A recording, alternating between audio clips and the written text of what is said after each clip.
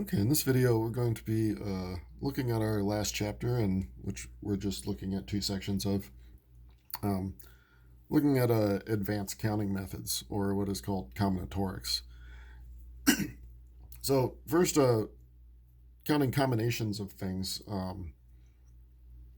we use what are called the binomial coefficients. In statistics, you may have seen them look like NCR, but in combinatorics, we read that as N choose R.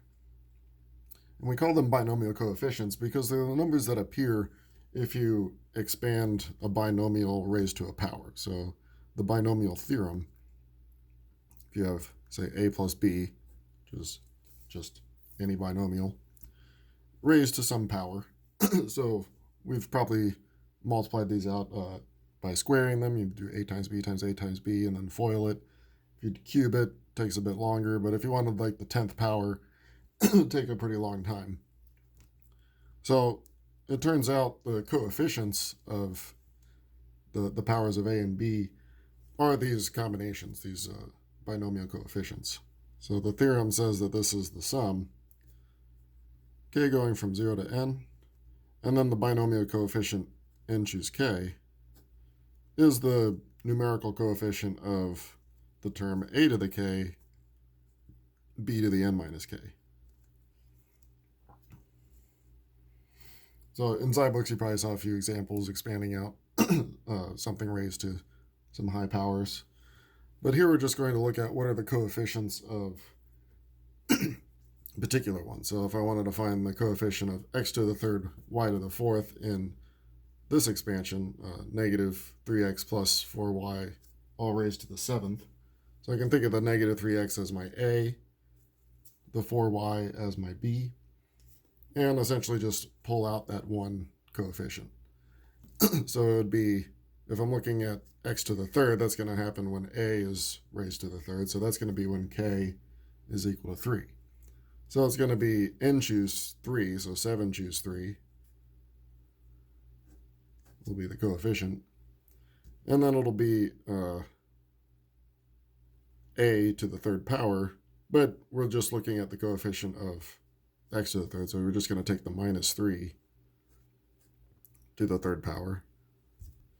And then b to the n minus k, so fourth power. So you just have 4y to the fourth power, but the coefficient would just be the 4. So this would be the coefficient of x cubed y fourth in the expansion of this here. So you can get every single term using the binomial theorem this way. Just look at a few more. Here we have the k would be 2, and the n is 9, so it would be 9 choose 2. And then it would be 5 squared. And then, since we're subtracting here, we think of that negative 1 as being the coefficient of y, so it would be times minus 1 to the n minus k, so 9 minus 2, so the 7th power. It's also this power of y as well. And a couple more we'll just run through. Here the k would be 5, and the n is 8, so it would be 8 choose 5. And then the coefficient of x is 3, so 3 to the 5th power. And then minus 4 to the n minus k, so 3, third power. And one last one here. Here notice there's no explicit power to y, but it would be y to the first power. Not that that really matters here because we get our k from the x. So it'd be 7 choose 6. And then minus 2 raised to the 6th power. And then the minus 5 is raised to the first power. So next we're going to look at coming up with some combinatorial identities. We're going to look at it first using the binomial theorem, and then we'll look at some other identities and see how we can get them by some what we call combinatorial arguments, or counting arguments. So in this one, we sort of recognize how it fits in with the binomial theorem. This is n choose k. The sum goes from 0 to n. So it matches the binomial theorem. We have two powers, one of them is raised to the k, the other one raised to the n minus k. So the a in this case would be 3, b is minus 1. So this looks like the expansion of 3 plus minus 1, I guess I'll put it that way, it would be 3 minus 1, raised to the nth power. So 3 plus negative 1 is 2, or 3 minus 1 is 2. So this is an expansion of 2 to the n. I'll circle that. So that means this, we can say this sum simplifies to 2 to the n. This also works if you don't have 2 powers like we saw in this one, because we can always think of the other one as being 1 to the n minus k, since that would always be 1. So this would be 2 plus 1 to the nth power, which is 3 to the nth.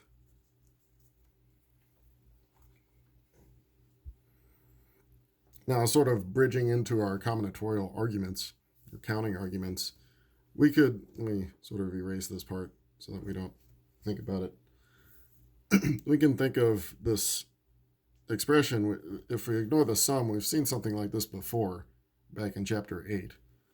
If we imagine an alphabet A, B, and C, and we want to have a string with exactly k a's. Then we choose out of the n, a string of size n, with exactly k a's. So out of that we choose the spots for the a's. We choose k of them. And then the other locations could be b or c, so you have 2 choices for the other locations.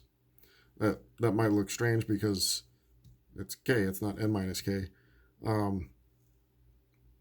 The way to get around that is by symmetry. We could actually call this n choose n minus k if we'd like, because binomial coefficients are symmetric. If you're choosing k, you're also not choosing n minus k. So we could think of it that way. So exactly n minus k a's, and then the other k could be b or c. But then if we add all that up, we're looking at all the different ways you could have any number of a's. Well, that's just all strings with any number of a, b's, and c's, which is 3 to the n. So that would be a combinatorial way of seeing why this sum comes up to this. Okay, well, let's look at some of our combinatorial identities.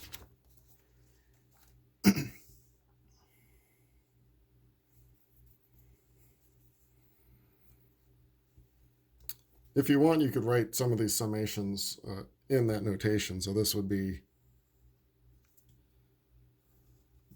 the sum. Notice what's changing here is the bottom part, so it's n choose k, and the k is changing starting at 0 and then going up to n. So we could certainly use the binomial theorem to get this, because you could think of it as 1 to the k and 1 to the n minus k, so 1 plus 1 is 2. So it'd be 2 to the n. But we want to think combinatorially. What does this thing count? Well, now we could think of 2 binary strings. So this would be the n choose k is the number of ways, or number of binary strings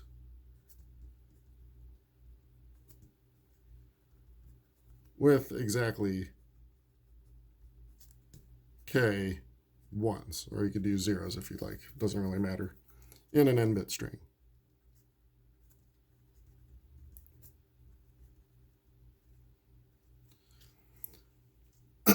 So that's what n choose k represents. But if we're adding all of them together, so you could have 0 ones, 1 1, all the way up to n ones. So it's all possibilities for a number of ones that could be in the n-bit string. So that's all of n-bit binary strings with any number of ones. But we already know that the number of n-bit binary strings is 2 to the n, because you have 2 choices for each bit in the string. So that would be an example of a combinatorial way of arguing that identity. Our next one, when you see products of binomial coefficients, you tend to want to think of choosing a subset and then choosing another subset. So like here, n choose m. Here we're going to sort of prove using pictures. We're going to imagine a set of size n. So this big set has n elements in it. And we're choosing m from it. So this binomial coefficient would represent the number of ways to choose m elements out of an n element set.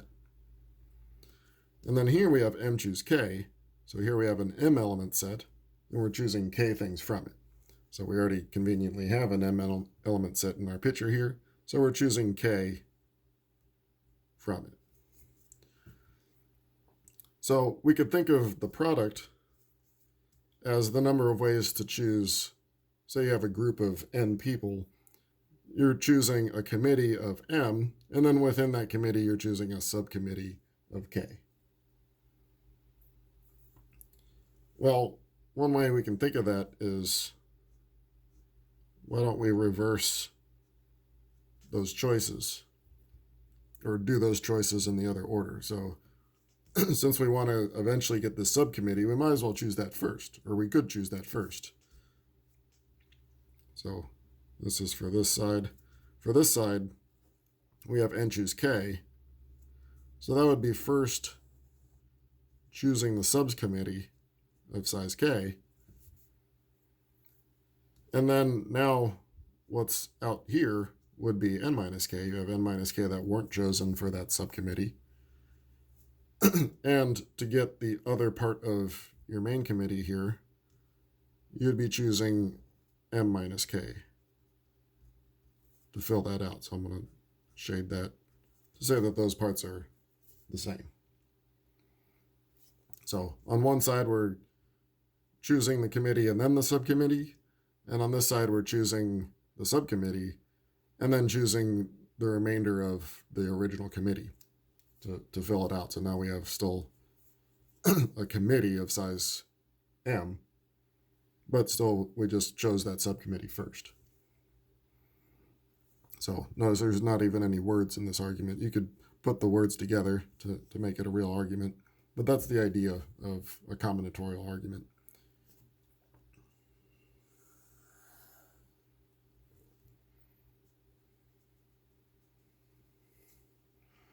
And the last one we have here, on one side we have a sum of products of binomial coefficients. So we could write this as a sum. So this is the sum. What do they look like? One is n choose k, and the other appears to be n choose n minus that k. And k starts at 0 and goes all the way up to n. So it kind of looks like the binomial theorem, but not quite, because we have a product of two binomial coefficients. So just like we had before, it's similar to a committee and a subcommittee. But on the other side, let's see what we're heading towards. So we're supposed to get that this is 2n choose n. So a set of size 2n and choosing half of the elements. So on this side, actually let's do this side first so that we can kind of see our goal. So we have a set of size 2n, and we're choosing a set of exactly half that size n. So on this side, well, notice the tops of both are n. So it's like the entire set 2n was split in half right off the bat. So let's have our big set of size 2n. But we're going to split it in half. So there's going to be n on this side, n on this side. And so our set of size n, it could have, that we're choosing from that, it could have some elements over here, could have some elements over here. So in general, our set of size n that we're picking could be from either side. And so in general, you could have k from one side, and then the remaining n minus k would be from the other side. But of course, there's many possibilities. If you pick 3 from this side and n minus 3 from the other side, the total number of possibilities would add up over all the possible k, all the possible ways we could pick the first half. So again, another proof by pictures, just showing that if you first choose out of this half k, and then out of this half n minus k, we're getting still a whole n out of the 2n, but specifically with k on the left half here. So in order to get all these possibilities, we have to go through all the different possibilities for how many came from the left half. Okay, I'm going to finish up with 9.2, looking at what are called generating functions. And of course, we're just giving kind of an intro here of what generating functions are.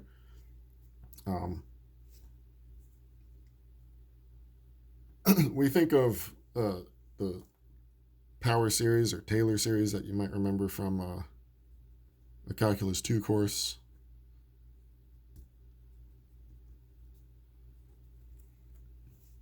So that's just your standard, oops, I guess it should both be k, huh? Standard power series looks like a0 and then a1x, and a2 x squared, and so on. So it's like an infinite polynomial. And in calculus, and later on in analysis, you care about what values of x could you plug into this thing so that it converges, because you're adding an infinite number of things. There's certainly a possibility it could add up to infinity, but there are going to be values of x where it doesn't. Specifically 0, it's always going to work for 0. Usually small values of x will make this add up to a finite sum. But what we care about is not about whether it converges, because we're not even going to be plugging anything in for the x's. We want to think of these as storage devices for this sequence of coefficients. So the a0, a1, a2, this sequence of numbers is actually what we care about. So we don't care about the x at all, so we don't care about plugging in a value in for x. So convergence doesn't come into play. So to get an idea of that, say we wanted to multiply this out. This would be quite a lot to multiply out, right? You have to multiply or distribute every possibility. Right, I'm just going to write this out once and not for future ones. So one more time.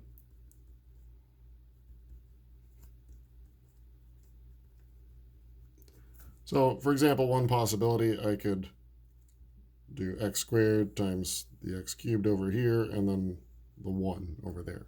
So that would give me, that particular combination would give me x to the 5th. It would be x squared times x cubed times 1. So instead of actually multiplying the whole thing out, let's see if we can figure out what one particular one is. So let's see, how would we get x to the 4th?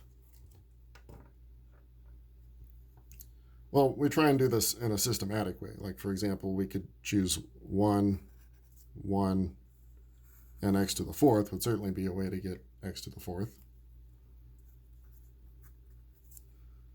But we want to think, how many ways can we do that?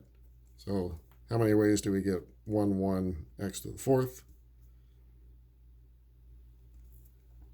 Well, we're essentially choosing which one of these three we're going to have the x to the 4th, and the other two would be 1s. So, of course, that's 3 ways. So there are 3 ways to get x to the 4th using 2 1s and an x to the 4th. How else can we do it? We could do a 1, an x, and an x to the 3rd. Notice we're choosing something different from each. So we could say there's 3 ways to choose the 1, and then there would be, since you can't multiply within the same one, so 3 ways to choose the 1, and then 2 ways to choose the x, and then finally you've narrowed it down to only one possibility for the x to the 3rd. So 3 times 2 times 1, so 6 ways. So in general, if they're all different, it would be the factorial, so 3 factorial ways. This is another way we could do it. We could choose a 1 and then 2x squareds. But because two of these are the same, we're essentially just choosing which one of them is going to be the 1. We pick a 1 from one of them, and then we pick the x squareds from the other two. So that's again going to be similar to the first one here, 3 ways.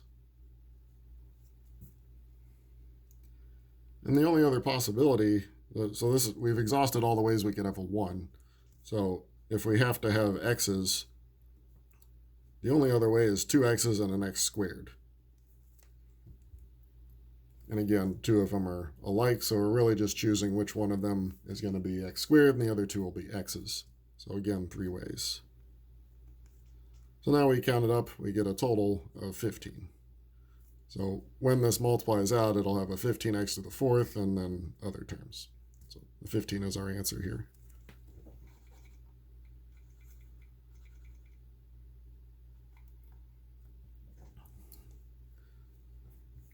Okay, now let's apply that to these next ones. So we have this one, which is even powers of x up to x to the 4th, and then all the powers of x up to x squared, but twice. So again, how can we get, say, x to the 4th? Well, you could do 1 times 1 times x to the 4th, just like before. But notice there's only one of these that has an x to the 4th, so there's really only one way to have that happen. We have no x to the 3rd like we had in the previous one, so that one's out. But we could have a 1 and 2 copies of x squared.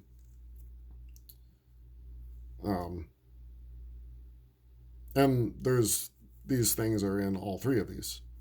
So it would be exactly the same as this one, so 3 ways. Because we're just choosing which one is going to be the 1. And then the final possible way is xx and x squared. Well, the only ones that have x's in it are these 2. And so the x squared has to come from this one, so there's just one way. So that gives us 5.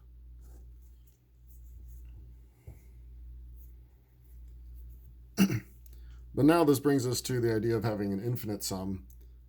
It sounds complicated to take one of these infinite power series and multiplying it by another infinite power series. That's what cubing would mean here. But if we only care about one power of x, then, the x to the 6th is not going to matter here because I can't multiply that by anything to get down to x to the 4th. So I might as well ignore all the rest of them. So to get x to the 4th, well, just like before, we got to have 1, 1, and x to the 4th.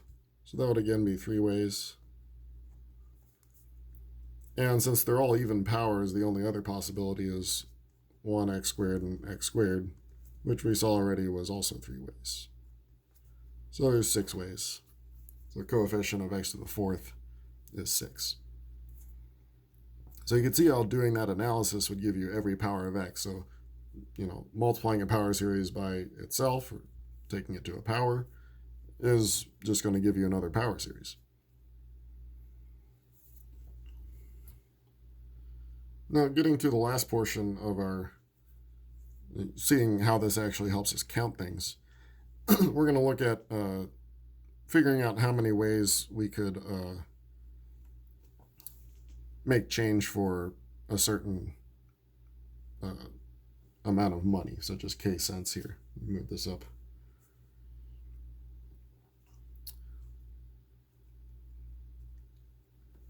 So what this relies on is one of the most basic of power series.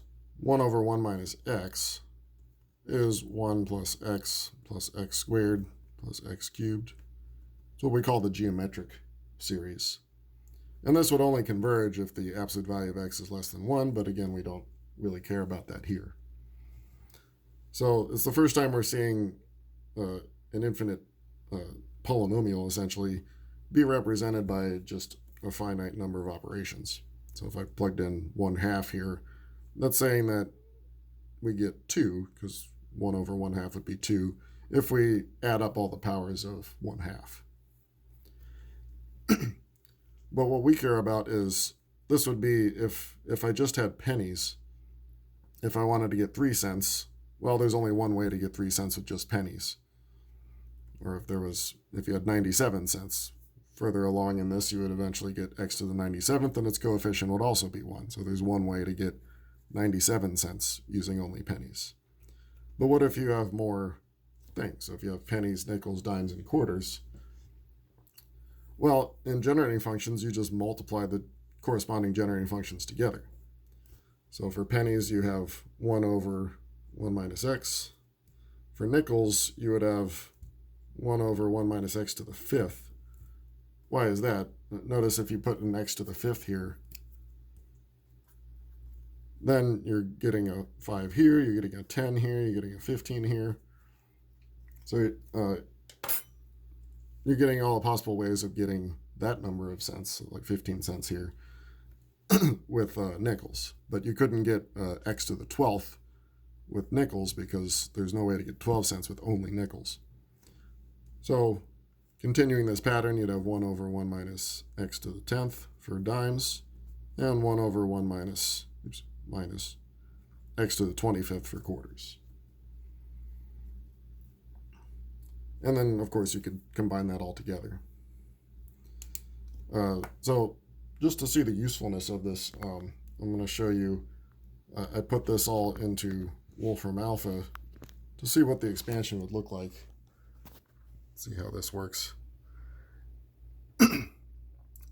So, oops, that's the wrong page. Let me change it. Okay, so that's that one. Sorry, I'm having trouble here. So notice near the bottom, like we could look at 165, that would be $1.65. So there would be 874 ways to make change for $1.65 using pennies, nickels, dimes, and quarters. So that's what we mean about caring about the coefficient of the power series. We don't care about plugging in a value of x. We just look at that particular power of x to get our answer in the coefficient.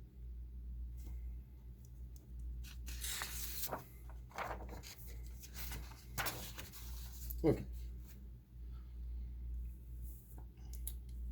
And a couple more here in the same vein, but with some restrictions.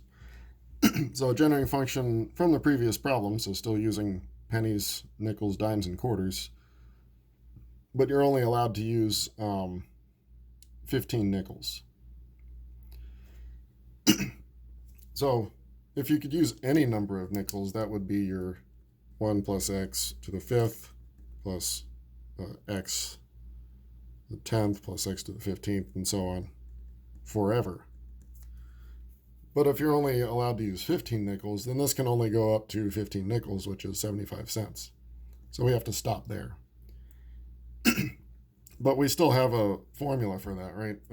The general geometric formula for a finite sum, or a finite geometric sum. This would be 1 minus x to the 80th, the next multiple of 5 up, over 1 minus x to the 5th. So altogether, if I stick that in with our power series, we still get that 1 minus x to the 5th in the denominator along with all the other ones.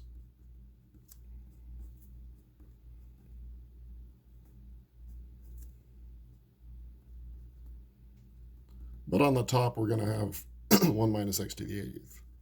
Oops, x to the 80th.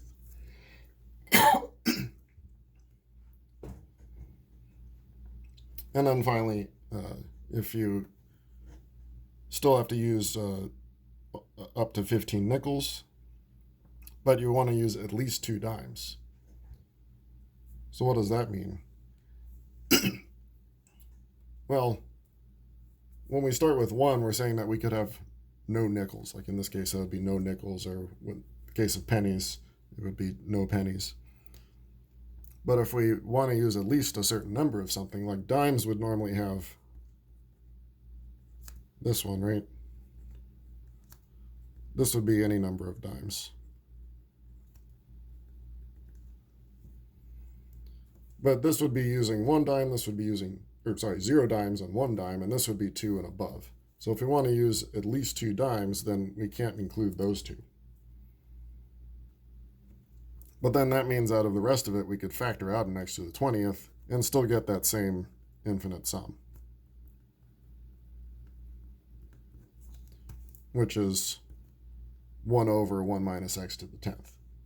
So we have this x to the 20th over 1 minus x to the 10th. So that would be using at least 2 dimes. So combining that with everything before, all that really does is add an x to the 20th in the top. So having these restrictions really never changes the denominator of these, but it does change the numerator. So we'd have 1 minus x to the 80th, and then an x to the 20th on top, and then all the rest is still on the denominator.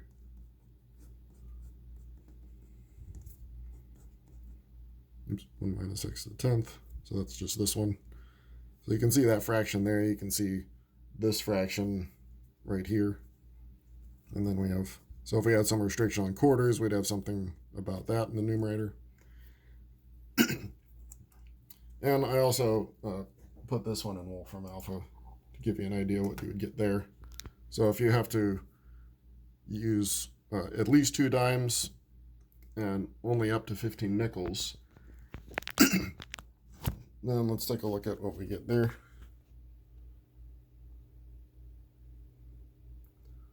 So we could see, let's see,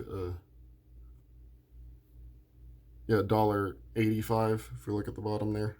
Sorry. There would be 711 ways to get $1.85 with those restrictions in play.